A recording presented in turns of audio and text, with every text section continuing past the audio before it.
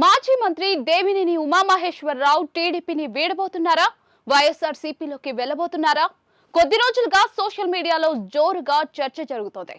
2024 ఎన్నికల్లో సీట్ రాకపోవడంతో పాటుగా పార్టీలో ప్రాధాన్యం ఇవ్వకపోవడంతో ఆయన అసంతృప్తిగా ఉన్నారని, అందుకే టీడీపీని వీడి వైఎస్ఆర్సీపీలోకి చేరబోతున్నట్లుగా వార్తలొచ్చాయి. దేవినేని ఉమామహేశ్వరరావు పార్టీ మారతారనే ప్రచారంతో ఏపీ రాజకీయాల్లో ఆసక్తికర చర్చ జరిగింది.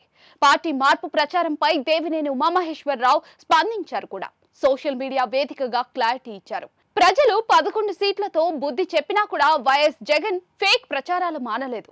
నీ పార్టీ ఉనికి కాపాడుకోవడం కోసం ఇంతలా దిగజారాలా? ముఖ్యమంత్రి చంద్రబాబు నాయుడు, మంత్రి నారా లోకేష్ల ఏడాది సుపరిపాలన తీరుతో జగన్ వెన్నులో వణుకు మొదలైంది. ఇటువంటి తప్పుడు పనులు మానకపోతే 2029లో వైసీపీ సింగిల్ సీటు గెలుచుకోవడం కూడా కష్టమే అంటూ మాజీ మంత్రి దేవినేని ఉమామహేశ్వరరావు ట్వీట్ చేశారు.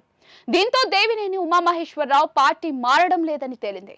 తాను టీడీపీలో కొనసాగుతానని తేల్చి చెప్పారు. దేవినేని ఉమామహేశ్వరరావు మొదటి నుంచి టీడీపీలోనే ఉన్నారు.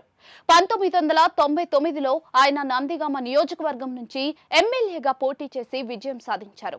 2004లో కూడా నందిగామలో రెండోసారి గెలుపొందారు. అయితే 2009 ఎన్నికల నాటికి నందిగామ ఎస్సీ నియోజకవర్గం కావడంతో ఆయన నియోజకవర్గం మారారు. 2009 ఎన్నికల్లో మైలవరం నుంచి ఎమ్మెల్యేగా పోటీ చేసి గెలిచారు. 2014 ఎన్నికల్లో మళ్లీ మైలవరం నుంచి పోటీ చేసి విజయాన్ని అందుకున్నారు. అంతేకాదు, చంద్రబాబు కేబినెట్ లో జలవనరుల శాఖ మంత్రిగా కూడా పనిచేశారు. దేవినేని ఉమామహేశ్వరరావు 2019 ఎన్నికల్లో మైలవరం నుంచి పోటీ చేసి ఓడిపోగా 2024లో మళ్లీ మైలవరం టికెట్ ఆశించారు. కానీ ఉమాకు టీడీపీ టికెట్ ఇవ్వలేదు. ఆయనకు బదులుగా వైఎస్ఆర్సీపీ నుంచి టీడీపీలోకి వచ్చిన వసంత కృష్ణ ప్రసాద్ కు టికెట్ ఇవ్వగా ఆయన గెలుపొందారు. వసంత గెలుపు కోసం దేవినేని ఉమామహేశ్వరరావు పనిచేశారు.